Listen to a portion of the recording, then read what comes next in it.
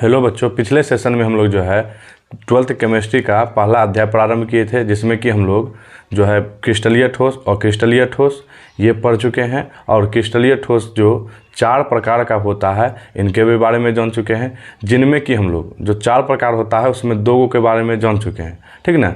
तो आज हम लोग जो है जो 2 बचा हुआ है उन्हीं को प्रारंभ करेंगे और उन्हीं को आज जो है इस लेक्चर में हम लोग को सीखना है, ठीक ना। तो चलिए, तो पहले जो है हम लोग सब जानते हैं कि जो आपका क्रिस्टलीय ठोस होता है, क्रिस्टलीय ठोस ये आपका कितने प्रकार का होता है? ये 4 प्रकार का होता है। हम आपको पिछले सेशन में पढ़ाए हैं। अगर आप वो लेक्चर नहीं देखे हैं तो डिस्क्रिप्शन में आपको लिंक मिल जाएगा, वहाँ से जाके आप वो दोनों वीडियो को आप देख सकते हैं, ठीक ना। तो चलिए, सबसे पहले हम लोग क्या करते हैं, लिख लेते हैं कि कौन कौन प्रकार था। पहले था आयनिक ठोस, नंबर दूसरा था सहसंयोजक ठोस, सहसंयोजक ठोस, नंबर तीसरा था आणविक ठोस, और नंबर चौथा था धात्विक ठोस, या इसी को धातुई ठोस भी बोलते हैं, ठीक ना। तो 4 प्रकार होता है क्रिस्टलीय ठोस का, जिसमें कि हम लोग जो है आयनिक ठोस और जो सहसंयोजक ठोस इन दोनों के बारे में पढ़ लिए हैं, ठीक है। हम फिर अब पुनः जो है हम आपको बता रहे हैं। अगर आप ये दोनों लेक्चर नहीं देखें, ये दोनों चीज़ को नहीं पढ़े हैं, तो आप डिस्क्रिप्शन में लिंक दे दिया गया है, वहाँ से आप इसको जाके पढ़ सकते हैं आसानी से, ठीक ना। तो चलिए, आज हम लोग का जो टॉपिक होगा ये नंबर तीसरा जो है आणविक ठोस। पहले आज हम लोग इनको पढ़ेंगे, तब जाके हम लोग जो है धात्विक ठोस के बारे में पढ़ेंगे, ठीक ना। तो हम टॉपिक दे देते हैं आणविक ठोस। आणविक ठोस, तो आणविक ठोस को अगर समझें तो आणविक ठोस हम लोग उसको बोलते हैं कि जिनके अवयवी कण अणु होते हैं। यानी कहने का मतलब है, हम लोग सब जानते हैं कि अगर कोई भी पदार्थ बना हुआ है तो वह छोटा छोटा अवयवी कणों से मिलकर बना हुआ होता है, ठीक ना। तो यहाँ पे बात हो रही है अब जो है आणविक ठोस के बारे में। तो ये भी एक प्रकार का क्या होगा, पदार्थ ही होगा। तो अब यहाँ पे इनमें जो उपस्थित अवयवी कण होता है वह अणु होता है, ठीक ना। तो हम लोग अगर इसको लिख दें तो लिख देंगे इनके अवयवी कण अणु होते हैं, अणु होते हैं। अवयवी कण कौन होता है? अणु होता है। और एक और मज़ेदार बताते हैं बात कि ये आणविक ठोस जो होता है ये 3 प्रकार का होता है। आणविक ठोस 3 प्रकार का होता है, 3 प्रकार का होता है। अब वह 3 प्रकार क्या है, अब हम लोग जो है उनके बारे में बात करते हैं। तो आणविक ठोस 3 प्रकार का जो होता है, हम इसको 3 भाग में बांटते हैं। देखिए कैसे,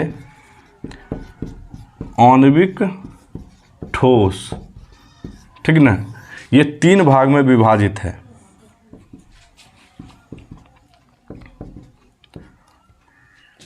एक होता है अध्रुवीय ठोस, अध्रुवीय ठोस या अध्रुवीय आणविक ठोस, और नंबर दूसरा होता है ध्रुवीय आणविक ठोस, और नंबर तीसरा होता है हाइड्रोजन आबंध आणविक ठोस। ये 3 प्रकार का होता है, ठीक ना। कौन होता है 3 प्रकार का? अवयवी कण। अब हम लोग अगर आपको प्रश्न पूछ देगा बताइए कि अवयवी कण आणविक ठोस में कौन उपस्थित होगा, तो आपको एक शब्द में जवाब दे देनी है, कौन है? तो अवयवी कण अणु होता है इसमें। और पूछ देगा कि आणविक ठोस कितने प्रकार का होता है, तो वो 3 प्रकार का होता है। कौन कौन? ध्रुवीय ठोस और ध्रुवीय ठोस, उसके बाद हाइड्रोजन आबंध, जो हाइड्रोजन आबंध आणविक ठोस। ये 3 प्रकार का होता है ये आणविक ठोस, ठीक ना।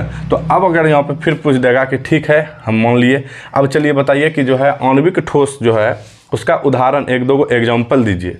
तो उसका एग्जाम्पल हम लोग लिखेंगे, जल्दी से आप स्क्रीनशॉट लीजिए, तब हम लोग जो है इसको फिर और अच्छा तरीक़ा से समझेंगे। ले लिए, चलिए। अब हम लोग जो है इसका एग्जाम्पल देखते हैं आणविक ठोस का, तब हम लोग फिर जो है धात्विक ठोस की ओर बढ़ेंगे। अभी सबसे पहले अभी बात हो रही है आणविक ठोस की। तो आणविक ठोस जो है इसका एग्जाम्पल का अगर बात करें तो ये होता है H2 सॉलिड स्टेट में, आयोडीन का अणु सॉलिड स्टेट में, CCl4 का अणु सॉलिड स्टेट में, या आर्सेनिक सॉलिड स्टेट में, ETC। और बहुत सारा एग्जांपल हो सकता है। HF हो जाएगा ये सॉलिड स्टेट में, H2O हो जाएगा सॉलिड स्टेट में, या NH3 हो जाएगा सॉलिड स्टेट में, और बहुत सारा एग्जांपल इसका हो सकता है। ठीक ना। अब हम लोग जो ये आणविक ठोस को जो 3 भाग में विभाजित किए हैं, अब पूछ देगा कि तीनों में अवयवी कण कौन उपस्थित होगा, तो आप तो वहाँ पे नहीं जानिएगा तो फंस जाइएगा। तो उसको अब हम लोग सीख लेते हैं। तो हम लोग जो है पहला जो लिखे थे क्या, अध्रुवीय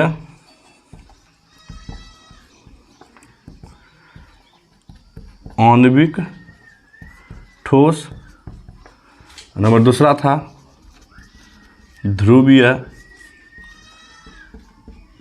आणविक ठोस, और जो आपका नंबर तीसरा है हाइड्रोजन आबंध आणविक ठोस, आणविक ठोस। ठीक ना। तो चलिए अब हम लोग जो है तीनों में बात कर लेते हैं कि अध्रुवीय जो आणविक ठोस है इसमें अवयवी कण कौन उपस्थित होगा, और ध्रुवीय आणविक ठोस में जो अवयवी कण कौन उपस्थित होगा, और जो हाइड्रोजन आबंध आणविक ठोस है इसमें अवयवी कण कौन उपस्थित होगा। अब हम लोग जो है इन्हीं के बारे में पढ़ेंगे। तो जो है ये जो अध्रुवीय आणविक ठोस देख रहे हैं, इसमें जो अवयवी कण होता है वह अवयवी कण जो उपस्थित होगा यहाँ पे, वह तो जो अध्रुवीय अणु होगा या अध्रुवीय परमाणु होगा। लेकिन ध्रुवीय आणविक ठोस में देखेंगे तो यहाँ पे जो अवयवी कण उपस्थित होगा वह ध्रुवीय अणु होगा, ध्रुवीय परमाणु हो सकता है, दोनों में से कोनो उपस्थित हो सकता है। लेकिन हाइड्रोजन आबंध का जब बात करेंगे आणविक ठोस का, तो यहाँ पे जो हाइड्रोजन अणु जो बनाता होगा, हाइड्रोजन बॉन्ड बनाता होगा जो भी अणु, वही अणु यहाँ पे उपस्थित होता है। तो यानी अब तीनों को लिख दें तो लिख सकते हैं इसका अवयवी कण, यानी जिन कणों से मिलकर ये ठोस बना हुआ होगा वह अवयवी कण उसमें जो उपस्थित होगा वह कौन होगा, तो अध्रुवीय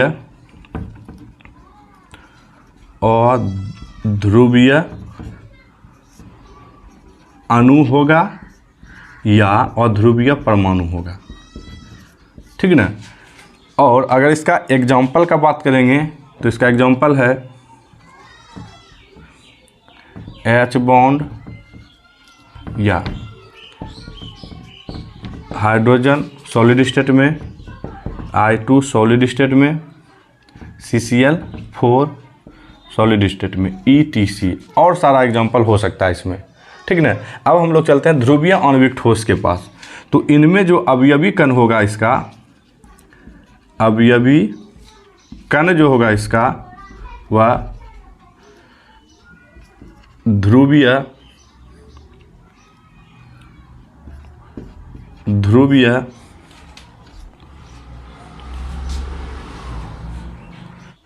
परमाणु होगा। ठीक ना।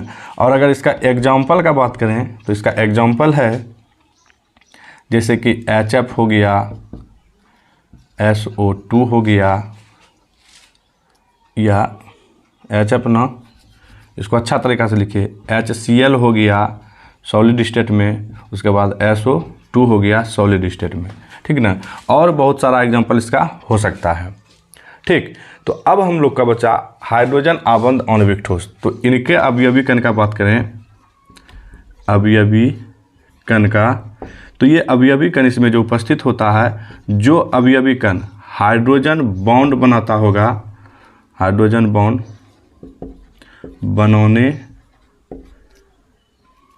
बनाने वाले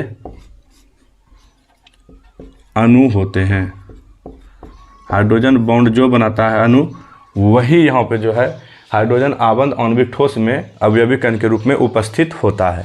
जैसे कि फॉर एग्जांपल में कौन कौन बनाता है, तो HF ले लीजिए, उसके बाद H2O ले लीजिए सॉलिड स्टेट में, ये HF भी जो है ये सॉलिड स्टेट में है, H2O है, NH3 है सॉलिड स्टेट में, ETC, और बहुत सारा एग्जांपल हो सकता है इसका, ठीक ना। तो अब हम एक बार समरी करें तो टोटल तो हम लोग पहले क्या पढ़े, आणविक ठोस पढ़े, ठीक। आणविक ठोस के बारे में देखें कि आणविक ठोस में जो अवयवी कण उपस्थित होता है वह अणु होता है, यानी अवयवी कण जो जिससे पदार्थ मिलकर बना हुआ है जिस कण से, तो अवयवी कण कौन, इसका अणु। अब फिर हम लोग उसका एग्जांपल देखें, क्या होता है, H2 होता है सॉलिड स्टेट में, आयोडीन होता है सॉलिड स्टेट में, जो है कार्बन टेट्राक्लोराइड होता है सॉलिड स्टेट में, और जो है AS होता है आर्सेनिक होता है सॉलिड स्टेट में। ये सब क्या किसका एग्जांपल है, आणविक ठोस का। और हम आपको बताएं कि जो आणविक ठोस होता है वह 3 प्रकार का होता है। एक होता है अध्रुवीय आणविक ठोस, दूसरा होता है ध्रुवीय आणविक ठोस, नंबर तीसरा होता है हाइड्रोजन आबंधित आणविक ठोस, ठीक ना। और तीनों के बारे में हम लोग देखें कि जो आपका अध्रुवीय आणविक ठोस होता है उसका अवयवी कण जो होता है वह अध्रुवीय अणु या अध्रुवीय परमाणु होता है। तो अगर हम फिर बात किए कि जो है ध्रुवीय आणविक ठोस के बारे में, तो इसका अवयवी कण के बारे में चर्चा किए तो उसका अवयवी कण जो होता है वह ध्रुवीय अणु होता है या ध्रुवीय परमाणु होता है, ठीक ना। और जो है हाइड्रोजन आबंध में अगर अवयवी कणों की बात किए तो उसमें क्या बोलते हैं कि जो इसका अवयवी कण होता है जो हाइड्रोजन बंध जो भी अणु बनाएगा वही हाइड्रोजन आबंध आणविक ठोस में अवयवी कण के रूप में उपस्थित होगा, ठीक ना। तीनों का एग्जाम्पल देख लिए, ठीक। तो अब हम लोग जो है इसके गुण के बारे में पढ़ते हैं, आणविक ठोस का क्या गुण है, क्या प्रॉपर्टी है, अब हम उसके बारे में पढ़ेंगे। तो चलिए आप जल्दी से आप इसके बारे में इसका स्क्रीनशॉट लीजिए, उसके बाद आगे बढ़ेंगे। ले लिए स्क्रीनशॉट। चलिए अब इसके गुण के बारे में देखते हैं हम लोग कि आणविक ठोस का क्या प्रॉपर्टी होता है, क्या गुण होता है, ठीक। चलिए अब हम लोग जो है गुण लिख के देख देंगे। गुण, अब पहला नंबर इसका क्या गुण है, तो ये जो ठोस होता है वाष्पशील होता है, ये ठोस वाष्पशील होता है, वाष्पशील होता है। वाष्पशील का मतलब हो गया किसी भी टेम्परेचर पे ये वाष्प बन के यानी गैस के रूप में परिवर्तित होकर ये जो है वातावरण में मिल जाता है या वायुमंडल में चला जाता है, ठीक ना। तो उसी को वाष्पशील बोलते हैं। और नंबर दूसरा इसका गुण के बारे में बात करें तो ये जो होता है ये ठोस अवस्था में अर्धपारदर्शी होता है,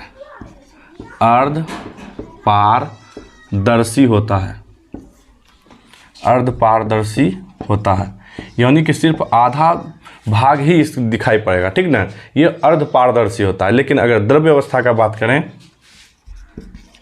अपारदर्शी नहीं बोल रहे हैं, अपारदर्शी का मतलब होता है कि पूर्णतः आर पार दिखाई ना दे, ठीक ना। अपारदर्शी का अर्धपारदर्शी का मतलब होता है कि आधा पार जो है आधा दिखाई देगा आपको, ठीक ना। अर्धपारदर्शी का मतलब यही होगा। और अपारदर्शी दे देते तो पूर्णतः आपको आर पार दिखाई नहीं देता। ये ठोस अवस्था में जो है अर्धपारदर्शी होता है, लेकिन जो है द्रव्य अवस्था का अगर बात करें, ये ठोस का द्रव्य अवस्था में पारदर्शी होता है। यानी कहने का मतलब है कि ये ठोस अवस्था में देखेंगे, सॉलिड स्टेट में अगर चर्चा करेंगे इस ठोस का यानी कि आणविक क्रिस्टल का, तो ये अर्धपारदर्शी होता है। लेकिन अगर हम लोग इन्हीं को द्रव्य अवस्था में लेकर चले जाते हैं तो ये पूर्णतः क्या हो जाता है, पारदर्शी हो जाता है, यानी आर पार आसानी से देख सकते हैं हम लोग, ठीक ना। तो और नंबर तीसरा इसका जो गुण है, इसका गलनांक या क्वाथनांक का बात करें तो निम्न होता है। इसका गलनांक एवं क्वाथनांक निम्न होता है। अगर गलनांक एवं क्वाथनांक का अगर हम चर्चा करें तो ये क्या होता है, निम्न होता है, यानी कम होता है, लो होता है, लोजनी कम होता है, ठीक ना। तो हम लोग जो है आणविक ठोस के बारे में डिटेल्स में पढ़ लिए। अब हम लोग जिस प्रकार से आणविक ठोस के बारे में पढ़े, अब हम लोग जो है धात्विक ठोस के बारे में पढ़ेंगे। तो आप जल्दी से स्क्रीनशॉट लीजिए, उसके बाद तब फिर हम लोग आगे चलेंगे। ठीक, ले लिए, चलिए। सिर्फ जो है इसको स्क्रीनशॉट मार के मोबाइल में ही नहीं रखना है, इसको नोट्स तैयार कर लेना है, ठीक ना, जो कि जब एग्ज़ाम आपका होने वाला होगा तो रिवीजन करने में आपको सुविधा हो। ठीक, चलिए अब हम लोग जो है धात्विक ठोस या धातुई ठोस के बारे में पढ़ेंगे, ठीक ना। अब इन्हीं के बारे में हमको मुख्य रूप से पढ़ना है। तो अगर हम लोग इसका नाम लिख दीजिए इंग्लिश में भी, मेटालिक क्रिस्टल बोलिए या सॉलिड, ठीक ना। चलिए अब हम लोग जो है धात्विक ठोस के बारे में पढ़ेंगे। ठीक, तो ये भी जो ठोस बना हुआ होगा, इनमें भी तो कोई ना कोई अवयवी कण उपस्थित होगा। तो अगर आपको पूछ देगा कि धात्विक ठोस में अवयवी कौन कौन उपस्थित होता है, तो आपको बता देना कि धातु धनायन होता है एवं धातु धनायन होता है, साथ ही साथ उसमें जो मुक्त इलेक्ट्रॉन पाया जाता है वो उपस्थित होता है। या दोनों को मिला के बोलें तो धातु परमाणु बोलते हैं उसको। क्या बोलते हैं? धातु परमाणु। चलिए, तो हम लोग बोल सकते हैं कि इसमें या इनमें अवयवी कण धातु धनायन बोल सकते हैं, धातु धनायन एवं मुक्त इलेक्ट्रॉन उपस्थित होते हैं। या इन दोनों को मिला के बोल सकते हैं अवयवी कण जो होता है, अवयवी कण धातु परमाणु बोल सकते हैं एक शब्द में, ठीक ना। क्या बोल सकते हैं? धातु परमाणु उपस्थित होते हैं। और एक मज़ेदार बात आपको बताते हैं, जैसे कि आप एक जो है शीट ले लीजिए किसी धातु का, ठीक ना। हम लोग मान लेते हैं यहाँ Fe का ले लिए हैं धातु का शीट, यानी एक जो है चदरा ले लिए उसका। तो इस प्रकार से उसमें अवयवी कण उपस्थित होगा। इस प्रकार से थोड़ा और बड़ा बना देते हैं इसको समझने के लिए। इस प्रकार से अवयवी कण उपस्थित होगा। अब जो है प्रश्न उठता है कि ये वाला जो कण बनाए हैं ये कण कौन सा है? तो ये कण धनायन है। कौन सा है? धनायन। अब प्रश्न उठता है कि सर धनायन कण ही क्यों है ये? तो हम लोग सब जानते हैं कि धातु का जो प्रॉपर्टी होता है, गुण होता है, वह इलेक्ट्रॉन त्यागने का, वह किसी को दे देता है इलेक्ट्रॉन। जब हम लोग सब जानते हैं जब किसी को वह इलेक्ट्रॉन दे देता है तो उसके ऊपर जो चार्ज बनता है वह प्लस आयन बनता है, ठीक ना। और जो इलेक्ट्रॉन को ले लेता है वह क्या बन जाएगा? ऋणात्मक बन जाता है, ठीक ना। तो ऋण आवेशित हो जाता है। तो यहाँ पे जो आप देख रहे हैं जो गोल गोल बनाए अभी इसको कण बनाए थे वह धातु धनायन है। क्या है? धातु धनायन है। ये इलेक्ट्रॉन को त्याग करने का प्रवृत्ति के पाए जाने के कारण से ये धातु धनायन है। और इसके चारों बगल इलेक्ट्रॉन उपस्थित रहेगा। कौन रहेगा? इलेक्ट्रॉन। ये वाला, ये देखिए सब जगह अच्छा तरीका से ये आपका इलेक्ट्रॉन सजा हुआ रहेगा। जितना भी रिक्त स्थान में है सब में इलेक्ट्रॉन उपस्थित रहता है। और ये चारों बगल गतिशील रहता है, घूमते रहता है, ये स्थिर नहीं रहता है, चारों बगल घूमते रहता है। इसके ऊपर कौन सा आवेश होता है? इलेक्ट्रॉन के ऊपर तो माइनस आवेश होता है। इस प्रकार से कण सजा हुआ होता है धात्विक ठोस में, ठीक ना। तो अगर आपको पूछ देगा ई क्या है, तो ये मुक्त इलेक्ट्रॉन है। और ये जो प्लस देख रहे हैं, प्लस पूछ देगा क्या है, तो ये धातु धनायन है। क्या है? धातु धनायन है, ठीक ना। तो अब यहाँ से आपको एक प्रश्न बनेगा कि बताइए इलेक्ट्रॉन एक जगह कांस्टेंट रहेगा, स्थिर रहेगा या घूमते रहेगा? तो ये जो यहाँ पे इलेक्ट्रॉन देख रहे हैं ये गतिशील होता है। ये गतिमान होता है, ये गमन करते रहता है एक जगह से दूसरी जगह। ऐसा नहीं है कि एक इलेक्ट्रॉन यहाँ से घूम रहा है तो दूसरा इलेक्ट्रॉन बैठ के देख रहा है, नहीं, जितना भी इलेक्ट्रॉन आप देख रहे हैं ये चारों बगल घूमते रहता है, स्थिर नहीं रहता है। यही मुक्त इलेक्ट्रॉन जो गतिमान रहता है, इसी कारण से आपका विद्युत का और ऊष्मा का सुचालक हो जाता है, अच्छा से करंट भी पास कर जाता है और ऊष्मा भी पास कर जाता है, ठीक ना। तो चलिए अगर हम लोग यहाँ पे लिख देंगे एक जो है लाइन कि गतिशील रहता है मुक्त इलेक्ट्रॉन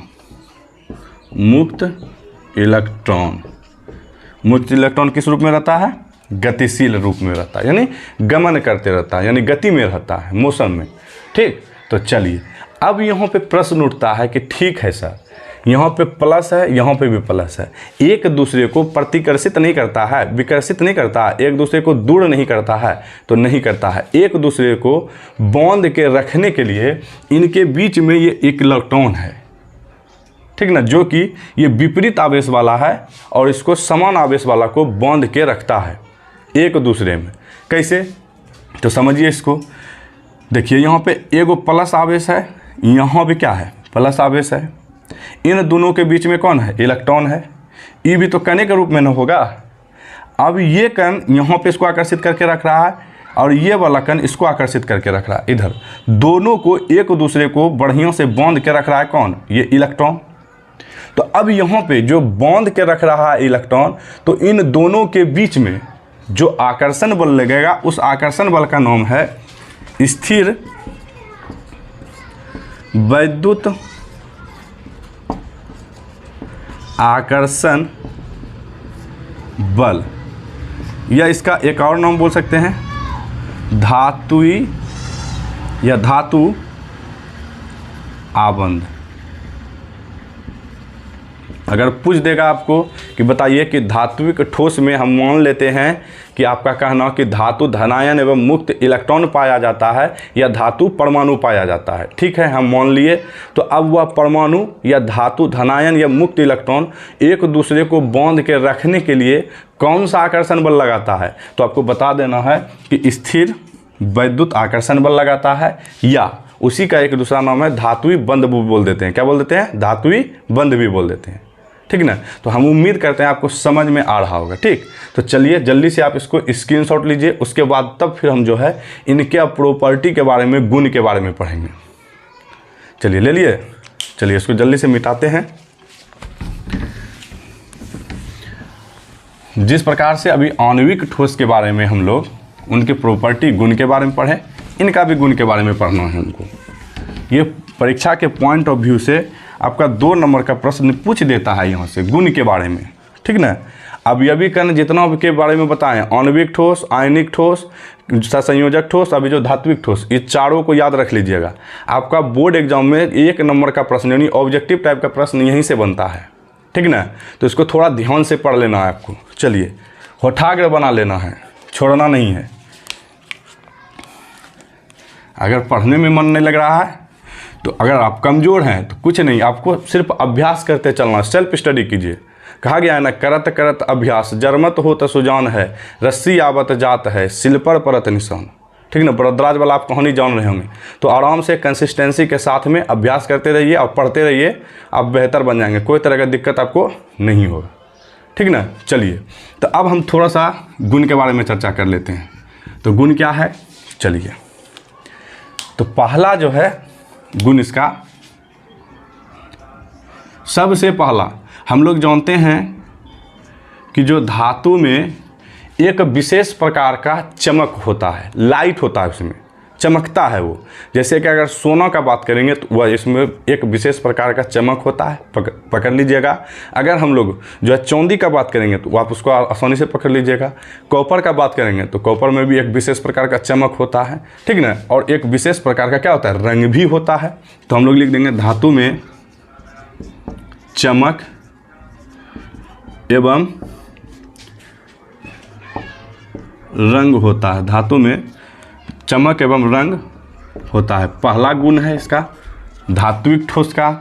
नंबर दूसरा, ये जो होता है धातु क्या होता है, वो आघात वर्धनीय और तन्य होता है। आघात वर्धनीय का मतलब हो गया आघात कीजिए, यानी उसके ऊपर आप प्रहार कीजिए, यानी कि चोट दीजिए। चोट देने के बाद वह क्या होगा, फैलते चला जाएगा। अगर वह टूट गया तो समझिए कि वो आघात वर्धनीय नहीं है। अगर वह फैलते जा रहा है, वह टूटा नहीं फैल रहा है, तो समझ लीजिए कि वह आघात वर्धनीय है। यानी कहने का मतलब है कि प्रहार करने के बाद वह जब फैल जाए, ठीक ना, वह फैल जाए तो उसी को हम लोग बोलते हैं आघात वर्धनीय, ठीक ना। और ये तन्य होता है। तन्य का मतलब हो गया कि जिस प्रकार से आप देखते होंगे कि पहले एक टेप रिकॉर्डर आता था, ठीक ना, उस कैसेट में एक ब्लैक टाइप का जो पतला टाइप का रहता था, मतलब एक रस्सी के माध्यम जैसा लगता था देखने में। अगर आप उसको खींचते तो वह क्या होता था, एकदम पूरा पतला हो जाता था, तन्य हो जाता था, ठीक ना।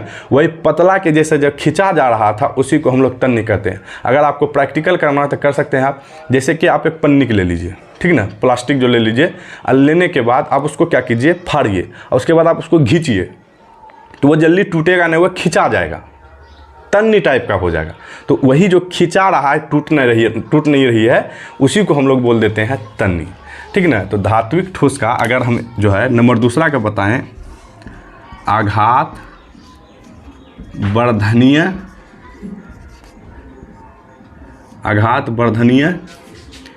एवं तन्य होता है, तन्य होता है। और नंबर तीसरा का बात करें, तो हम तीसरा लिखते हैं। तो अब नंबर तीसरा के बारे में बोल सकते हैं कि ये विद्युत के एवं ऊष्मा के सुचालक होते हैं।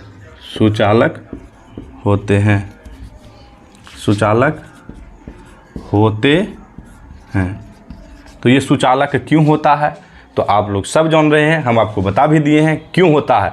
तो एक ही कारण है कि इसमें मुक्त इलेक्ट्रॉन पाए जाते हैं। इस कारण से धात्विक ठोस जो है विद्युत एवं ऊष्मा का क्या होता है, सुचालक हो जाता है। तो हम यहाँ पे लिख देंगे ब्रैकेट में क्यों होता है, लिख दे, आपको पूछ देगा क्यों होता है। आपको ये सब देखिए प्रश्न बन रहा है, ठीक ना। तो इसको 1 नंबर का प्रश्न बन रहा है ऑब्जेक्टिव टाइप का। तो लिख देना है मुक्त इलेक्ट्रॉन गतिशील होने के कारण, ठीक ना। तो हम उम्मीद करते हैं कि आपको ये दोनों चीज़ आपको समझ में आया होगा, यानी दोनों ठोस के बारे में जो बचा हुआ था आपको अच्छा तरीक़ा से समझ में आया होगा, ठीक ना।